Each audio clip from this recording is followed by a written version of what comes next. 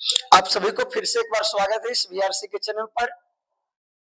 जैसा कि हम लोग पिछले क्लास की बात करें तो केमिस्ट्री में हम लोग जो है इनऑर्गेनिक देख रहे थे और इनऑर्गेनिक में पहला जो अध्याय था तत्वों का निष्कर्षण प्रक्रम और उसके सिद्धांत जो था उसको हम लोग देख लिए थे। आज हम लोग दूसरे अध्याय द पी ब्लॉक एलिमेंट्स को देखने वाले हैं। तो द पी ब्लॉक एलिमेंट्स से जितने भी बेहतर सवाल होते हैं आपके एग्जामिनेशन में पूछे जाते हैं, हम लोग उन सवालों को देखेंगे। और आप सभी हमारे विद्यार्थी को पता होगा कि देखने में तो 10 सवाल ही होते हैं, वो रहते हैं 10, लेकिन उसको समझाते समझाते 30-40 सवालें बन जाती है। तो प्रत्येक क्लास आपके लिए बहुत इंपॉर्टेंट बनता है, आपको एग्जामिनेशन में बहुत ही सहूलियत मिलेगा। तो चलिए बिना बातों को विलंब करते हुए हम लोग आगे की ओर बढ़ते हैं। आगे क्या है, पेन कहाँ गया रे मेरे भाई। चलिए हम लोग देखें तो आगे क्या देखने वाले हैं। तो हम लोग देखने वाले हैं पी ब्लॉक के तत्व, द पी ब्लॉक एलिमेंट्स, इससे संबंधित वस्तुनिष्ठ प्रश्न। यदि हम लोग बात करें तो सवाल आपसे पूछा जा रहा है कि नाइट्रिक अम्ल का रासायनिक सूत्र क्या होता है। नाइट्रिक अम्ल का रासायनिक सूत्र क्या होता है। और बहुत बढ़िया सवाल है, आपके एग्जामिनेशन में डायरेक्ट पूछता है इसी तरह से कि नाइट्रिक अम्ल का रासायनिक सूत्र क्या होता है। तो क्या होता है नाइट्रिक अम्ल का रासायनिक सूत्र। तो ऐसे तो हम ऑप्शन मार देंगे क्या होना चाहिए, लेकिन और सब के बारे में जान जाए कि नाइट्रिक अम्ल छोड़ के कोई सीआर को पूछे तो हम लोग कैसे बनाएंगे। तो यदि बात करें तो ये जो आपको लिखा गया है, एक सेकेंड थोड़ा पेन चेंज कर ले। ये जो आपको लिखा गया है ये अमोनिया का सूत्र होता है। किसका? अमोनिया। ये आपके अमोनिया है। यदि अमोनिया पूछता तो हम लोग ये मारते। और ये जो है ये आपको हाइड्रोक्लोरिक अम्ल है। हाइड्रोक्लोरिक अम्ल है। ये आपके हाइड्रोक्लोरिक अम्ल है। और इसको बात करें O3, ये आपके ओजोन है। ये आपके ओजोन है। और इसको हम लोग बात करें तो ये आपके नाइट्रिक अम्ल है। ये आपके नाइट्रिक अम्ल है। तो आपसे सीधा सीधा सवाल पूछा गया है कि नाइट्रिक अम्ल का रासायनिक सूत्र क्या है। तो बेहतर तरीका से मारेंगे HNO3 नाइट्रिक अम्ल होता है। लेकिन यदि पूछता है कि ओजोन का क्या होता है तो O3 मारते हैं, हाइड्रोक्लोरिक अम्ल तो HCl मारते हैं। और यदि हमसे अमोनिया पूछता है तो हम लोग NH3 लगाते हैं। ठीक है। उसके बाद अगला सवाल क्या कहता है। अगला सवाल कहता है कि NH3 में N के लिए सत्य है। क्या N के लिए सत्य है?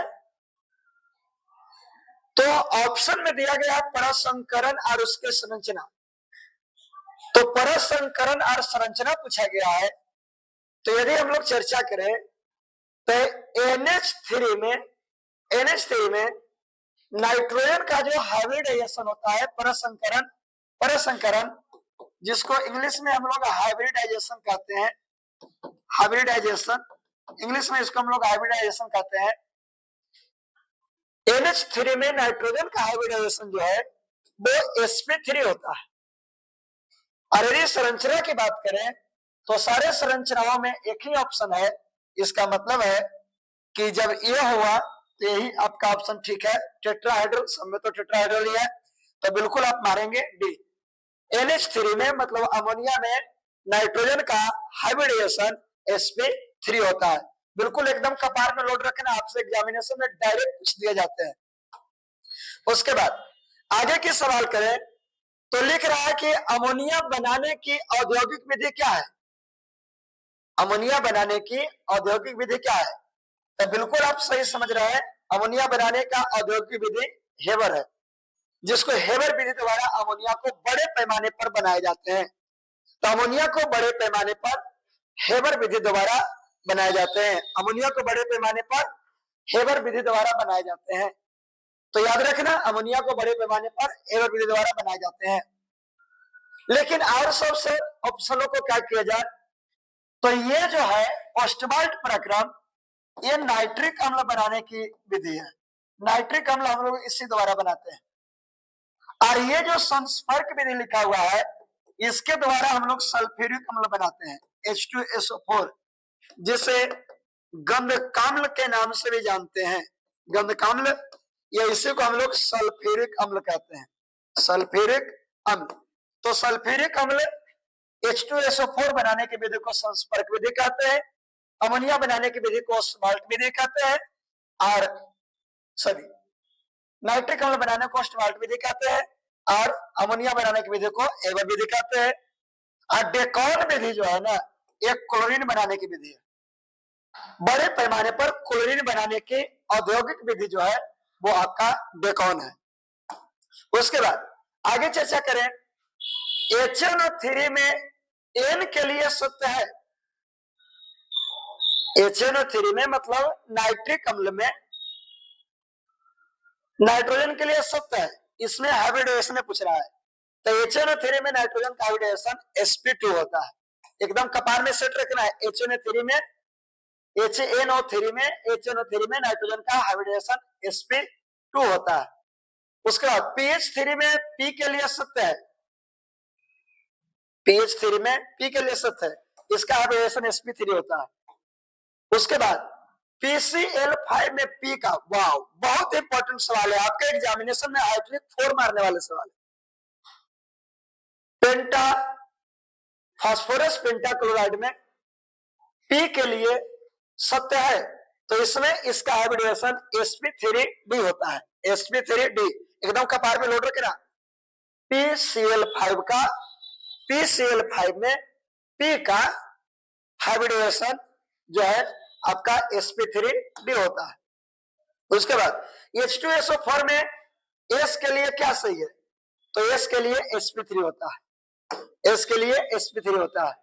उत्कृष्ट गैसों का इलेक्ट्रॉनिक विन्यास क्या होता है, वाह बहुत बेहतर सवाल।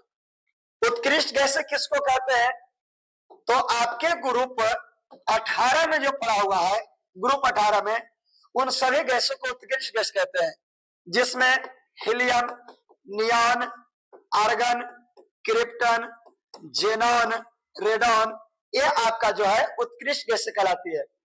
और ये ग्रुप 18 में रखा गया है। ये उत्कृष्ट गैस, इसको इसलिए नाम पड़े हैं कि इसके 12वीं कक्षा में जितने इलेक्ट्रॉन इसको चाहिए उतना मिल चुका है, पूरी तरह से यह पेयर हो चुका है, भर चुका है, अर्थात किसी प्रकार के अभिक्रिया में भाग नहीं लेता, इसीलिए हम लोग इसको उत्कृष्ट गैस कहते हैं। और उत्कृष्ट गैसों का इलेक्ट्रॉनिक विन्यास आपसे पूछे, तो उत्कृष्ट गैसों का इलेक्ट्रॉनिक विन्यास NH2NP6 होता है, NH2NP6 उत्कृष्ट गैसों का इलेक्ट्रॉनिक विन्यास NH2NP6 होता है। लेकिन हाँ एक बात ध्यान देने वाली है कि इसमें neon, argon, krypton, xenon, radon का ही ये होता है, इसका नहीं होता है। हीलियम को छोड़कर हीलियम का तो NH2 केवल होता है, क्या होता है NH2, तो इसका NH2 होता है, बाकी सभी का NH2NP6 होता है। लेकिन यहाँ पे ये नहीं बोला जा रहा है कि हीलियम को छोड़िए क्या कीजिए, बोला जा रहा है उत्कृष्ट गैस क्या था, तो उत्कृष्ट गैस 18 को कहते हैं। तो यदि एक बार पूछे तो NH2NP6 मारेंगे, हीलियम को पूछे तो NH2 मारेंगे, ठीक है। उसके बाद आगे के सवाल देखें, तो HF, HCl, HBr, HI में प्रबल अम्ल कौन है, बहुत इंपॉर्टेंट सवाल है मेरे भाई, बहुत इंपॉर्टेंट सवाल है। आपके एग्जामिनेशन में ऐसे सवाल एकदम हिट आते रहता है, 3, 4, 5 सब चीज मार, चौवा छक्का सब मारते रहता है, लगातार 400-500 तो लगातार आते रहते हैं। तो बिल्कुल ऐसे सवालों को आप देखें, तो यदि हम लोग देखें तो ये जितने भी तत्व है इसमें एक कॉमन है, हाइड्रोजन, हाइड्रोजन, हाइड्रोजन, हाइड्रोजन। उसके बाद अगर छोड़ा दें तब फ्लोरीन है, क्लोरीन है, ब्रोमीन है और आयोडीन है। और ये जितने भी तत्व है ये ग्रुप 17 में पड़े हुए हैं, ग्रुप 17 में, कहा ग्रुप 17 में। और ग्रुप 17 के तत्वों को हम लोग हाइड्रोजन तत्व के नाम से जानते हैं। कौन तत्व के नाम से जानते हैं, हाइड्रोजन तत्व के नाम से जानते हैं। तो सारे के सारे हाइड्रोजन तत्व है। और अगर जो अम्लीय गुण की बात करें हाइड्रोजन के साथ मिलकर, तो नीचे आने पर इसकी स्ट्रांगता जो है, मजबूती जो है धीरे धीरे बढ़ते रहता है। तो सबसे नीचे आपका जो है आयोडीन पड़ा हुआ है। तो सबसे यदि प्रबल की बात करें, प्रबल मतलब जिसको स्ट्रांग कही जाती है, तो HCl HBr में सबसे ज्यादा जो प्रबल होगा वो आपको HI होगा, वो आपको HI होंगे। हाइड्रोजन और आयोडीन वाला जो आपको दिख रहा है वो आपको सबसे स्ट्रांग होगा, सबसे प्रबल होगा। और यदि हम लोग चर्चा करें, थोड़ी सी बात और जान लें, तो ये तीनों जो है ये गैस के फॉर्म में पाई जाती है। किसके फॉर्म में? गैस के फॉर्म में। लेकिन HF जो है ना, ये लिक्विड अवस्था में पाई जाती है। किस अवस्था में? लिक्विड अवस्था में। ये आपके लिक्विड अवस्था में पाई जाती है।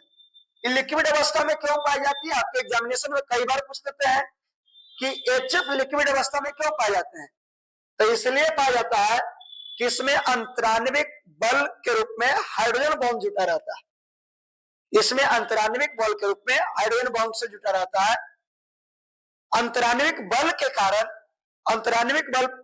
के कारण जो है इसमें जो है आपको पाए जाते हैं, ये लिक्विड के फॉर्म में रहते हैं। ठीक है। उसके बाद यदि हम लोग चर्चा करें तो लिख रहा है कि सबसे शक्तिशाली ऑक्सीकारक क्या है। वाह, बहुत बेहतर सवाल। सबसे शक्तिशाली ऑक्सीकारक कौन है? तो यदि ऑक्सीकारक की बात करें तो आप जानते होंगे ऑक्सीकारक, अवकारक। ऑक्सीकारक मतलब और अवकारक मतलब जिसको मिलाकर रिडॉक्स अभिक्रिया कहते हैं, ऑक्सीडेशन और रिडक्शन, इस चीज को आप जानते होंगे। तो यह कह रहा है कि प्रबल ऑक्सीकारक कौन है? तो सबसे जो ज्यादा शक्तिशाली ऑक्सीकारक जो है ना, अगर जो तीनों का सबको सरिया दे, फ्लोरीन, क्लोरीन, ब्रोमीन और आयोडीन सबको सरिया दे, तो सबसे ज्यादा जो चंडाल एकरा में है वो आपको फ्लोरीन है। इसीलिए इसको सुपर हाइड्रोजन के नाम से भी जाना जाता है। सुपर हाइड्रोजन के नाम से भी जाना जाता है, क्योंकि आकार में बहुत छोटा होता है। यह किसी को भी अपने तरफ, और खास करके हाइड्रोजन को अपनी तरफ खींचने की खूब पावर रखती है। तो ये सबसे शक्तिशाली ऑक्सीकारक के रूप में आपको F2 पाया जाता है। तो बिल्कुल हम लोग यहाँ से F2 मारेंगे। तो बिल्कुल हमने 10 सवालों को देखा, और ये देखने में 10 था, आपको 10-15 मिनट में आप रियली में समझे इस बात को, तो आपको 30 सवालें बताई गई। और अगर जो इन सवालों को आप एक कॉपी में नोट करके रखे हैं, तो एग्जामिनेशन के आखिरी दिन केवल उसको देख के चल जाना। जितना इनऑर्गेनिक रहेगा, ऑर्गेनिक रहेगा, सब देख के चल जाना। झंडा आप ही का गढ़ के आएगा। आप बहुत सहूलियत, बहुत आराम मिलेगा, बहुत सवालों का मुस्कुराते हुए मारेंगे। ठीक है। तो चलिए, बिल्कुल इसी तरह की क्लास और अगले क्लास में हम लोग लेके आएंगे, फिर से 10 लेकर आएंगे।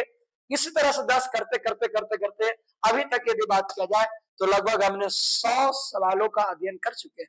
लेकिन आपको रियलाइज नहीं होने दिए कि हमने 100 सवालों का अध्ययन करवाया।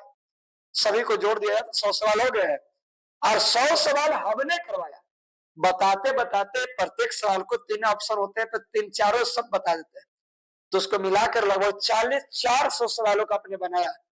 और इसी तरह से आने वाले समय में 200-300 और हो जाएंगे, और 700 ऑब्जेक्टिव आपको प्रैक्टिस करवा दिया है। तो मजाल है कि आपसे ऑब्जेक्टिव छूटेगा नहीं छूटेगा।